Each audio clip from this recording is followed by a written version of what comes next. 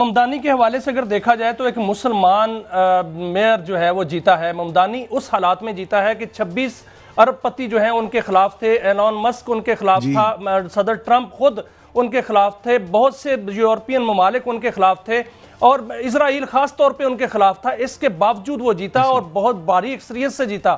آپ اس کا مستقبل کیسے دیکھ رہے ہیں؟ مستقبل یہ ہے کہ دیکھیں جی, بہت بڑی بڑی نظریاتی تبدیلیاں ہمیں اس وقت دنیا میں نظر آ رہی ہیں. ایک تو بڑی نظریاتی تبدیلی یہ نظر آ رہی ہے کہ سوشلزم دوبارہ سے ایجنڈا پہ آ چکا ہے. کوئی اس کو ڈینائی نہیں کر سکتا, کیونکہ سرمایہ داری نظام نے 1991 سے لے کے اب تک وہ بیسک کانٹرڈکشنز حل نہیں کیے, جس کی وجہ سے پہلے بھی سوشلزم ابھرا تھا. اور وہ وہی ہے کہ روٹی کپڑا مکان لوگوں کو فراہم ہوا کہ نہیں ہوا. اگر نہیں ہوا تو دوبارہ سے سوشلزم آ گیا, لوگوں کی ضرورت بن گئی ہے. اور دوسرا معاملہ یہ ہے کہ جس کو فری مارکیٹ اکانومی کہا جا رہا تھا, اوپن مارکیٹ اکانومی کہا جا رہا تھا, نیو لبرلزم کا لفظ بھی استعمال کیا جاتا ہے کہ جی منیمم گورنمنٹ انٹرونشن ہو. اب دیکھیں ممدانی جو ہے وہ الیکشن جیتا ہے اس بنیاد پہ کہ گورنمنٹ انٹروین کرے گی, بسوں کے کرائے کم کرے گی, رینٹس کو فریز کرے گی, گروسریز کو کم کرے گی, افورڈیبل بنائے گی, گورنمنٹ انٹرونشن کرے گی, اور اس پہ وہ بھاری اکثریت سے جیتا ہے. تو یہ دونوں چیزیں ختم ہو گئی. ایک طرف وہ جو ایکسٹریم نیو لبرلزم تھا وہ ختم ہو گیا, اور دوسری طرف جو آئیڈیا تھا کہ تاریخ اب ختم ہو گئی, فرانسس فوکویاما کا ڈیتھ آف ہسٹری ہو گئی, سوشلزم ختم ہو گیا. اگرچہ بعد میں فوکویاما نے خود کہا کہ سوشلزم کی اب ہمیں ضرورت ہے, ابھی بھی ضرورت ہے, وہ بھی ہمارے سامنے اب دفن ہو گیا. لیکن سر سوشلزم جو ہے وہ زندہ ہو گیا, آپ کہہ رہے ہیں. ایک طرف کیپٹلزم ہے, دوسری جانب جو ہے سوشلزم زندہ ہو چکا ہے, لیکن کیپٹلزم جو ہے وہ یہ کہتا ہے کہ ہم ان کو فنڈز ہی نہیں دیں گے, اور لوگ جو ہیں وہ ممدانی کو چاہ رہے ہیں. اس طرح کی جو سوچ پنپ رہی ہے اور لوگ اس طرح کے جو جیت رہے ہیں, کہ آپ دیکھ رہے ہیں کہ اس امریکہ جیسے جدید اور آزاد معاشرے میں اگر یہ سوچ آ گئی ہے تو پھر امریکہ کی ریاستیں اگر ایسا نہیں کرتی, یا وہاں کے جو کیپٹلسٹ ہیں وہ ایسا نہیں کرتے, تو ریاستیں اپنا راستہ لے سکتی ہیں. کتنا اچھا آپ نے سوال پوچھا, اور یہ really this is the heart of the contradiction اس وقت جو چل رہی ہے.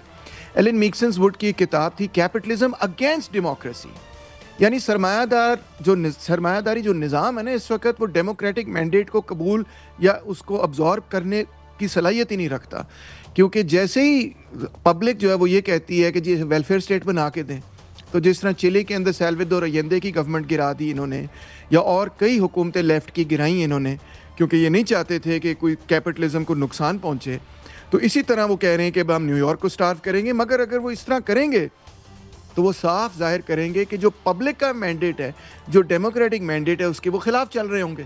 اور یہی اصل میں جارج مینیباٹ نے بہت اچھا ایک اس پہ کتاب بھی لکھی, لیکچر بھی کیا ہے.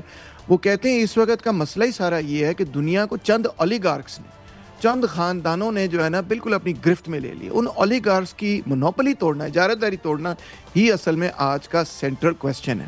اور اگر آپ پبلک کو جیت لیں تو آپ ایکسپوز کر سکتے ہیں کہ اولیگارکس جو ہیں وہ کس طرح سے جمہوریت کو ہی نقصان پہنچا رہے ہیں, اور لہٰذا آپ یہ ثابت کرتے ہیں اس پروسیس کے ذریعے کہ ایکچولی اگر ڈیموکریٹک ڈیولپمنٹ چاہیے اس کے لیے سوشلزم ضروری ہے, اینڈ وائس ورسا.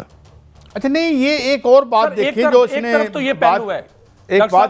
ایک جو بات کی اس نے, یہ اس نے کہا کہ یار اگر آپ نے ووٹ, یعنی ٹرمپ کا یہ کہنا کہ جی آپ نے اگر اس کو ووٹ دیا تو میں آپ کے پیسے بند کر دوں گا, گویا دس رولنگ ایلیٹ از یہ لوگوں کو اب یہ بتائے گی کہ آپ نے کس کو ووٹ ڈالنا ہے. ایگزیکٹلی کتنی آپ نے صحیح بات کی ہے. اور اسی سے دیکھیں ظاہر ہو رہا ہے جو ٹرمپ اور ایلون مسک وغیرہ جیسے لوگ ہیں نا, یہ سپر ڈوپر جو امیر ترین لوگ ہیں نا, ان کے اصل میں یہ نمائندے ہیں. میڈیا وغیرہ بھی انہوں نے اپنے کنٹرول میں کیا ہوا ہے, پیسے ان کے پاس بے تحاشا بلینز ہوتے ہیں ان کے پاس, اور انہوں نے اصل میں امریکن ڈیموکریسی کو بڑا شدید نقصان پہنچایا ہے, اور انفیکٹ دنیا بھر کے اندر ڈیموکریسی کو بڑا شدید نقصان پہنچایا. اور اسی طرح یہ ایکسپوز ہو رہے ہیں کہ بھئی آپ ڈیموکریٹک مینڈیٹ کے خلاف کیسے جا سکتے ہیں, نیو یارک کے لوگوں نے اس کو الیکٹ کیا, آپ کیسے کہہ سکتے ہیں ہم پیسے نہیں دیں گے. اور بائی دی وے یہ سپریم کورٹ کبھی قبول نہیں کرے گا, سپریم کورٹ اس کو اسٹرائک ڈاؤن کر دے گا کہ بھئی آپ کیسے کہہ سکتے ہیں نیو یارک کو پیسے نہیں, وہ ڈیموکریٹک الیکشن جیتا ہے. تو یہ ان کے لیے بڑا مسئلہ بن گیا ہے. لیکن ڈاکٹر صاحب جو ممدانی ہے, ممدانی جو ہیں وہ وہاں کے سوشلسٹ ہونے کے ساتھ ساتھ مسلمان بھی ہیں, اور انہوں نے مودی کو بھی ہٹلر قرار دیا ہوا ہے, اور نیتن یاہو کو بھی انہوں نے جنگی مجرم کہا ہوا ہے, بلکہ یہاں تک کہا ہوا ہے کہ اگر میں میئر منتخب ہو گیا اور وہاں پر نیو یارک میں وہ آئے تو ان کو گرفتار کراؤں گا. تو اس طرح کی مخالفت اور اس طرح کے معاملات کے ساتھ کیا وہ آگے ان کے مستقبل جو ہے وہ چل پائیں گے؟ اور جو اسرائیل ہے یا مودی ہیں یہ ان کی مخالفت اور دیگر جو یورپی ممالک ہیں ان کی مخالفت لے کر وہ آگے چل پائیں گے؟ بالکل چل پائیں گے، کیونکہ پبلک کا مینڈیٹ ہے. پبلک کے مینڈیٹ کے خلاف جو ہے نا جانا بڑا مشکل کام ہے. پبلک اگر آپ کے ساتھ ہو تو پھر روکنا بڑا اوکھا کام ہو جاتا ہے.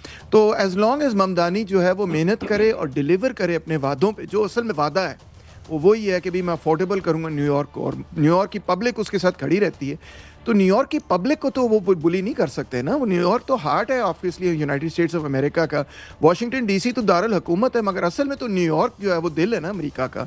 تو اس کے بغیر امریکہ چل نہیں سکتا. فائنینشیل کیپٹل سارا وہاں پہ ہے. آپ جانتے ہوں گے کہ بزنسز ساری، بزنس ایلیٹ ساری وہاں پہ ہے. وال اسٹریٹ یہ وہ فلاں فلو سب کچھ وہیں پہ یہ تو ہے. تو اس لیے وہ اس مینڈیٹ کے خلاف جانا بہت اب مشکل کام ہے. تو ممدانی اور اس کی ٹیم لیکن ڈاکٹر صاحب صدر ٹرمپ یہ کہتے ہیں کہ 2 وجوہات بنی ہیں. ایک یہ کہ میں بیلٹ پہ نہیں تھا، دوسری وجہ یہ بنی کہ امریکہ میں شٹ ڈاؤن ہے. شٹ ڈاؤن امریکہ میں 35ویں دن میں داخل ہو چکا ہے.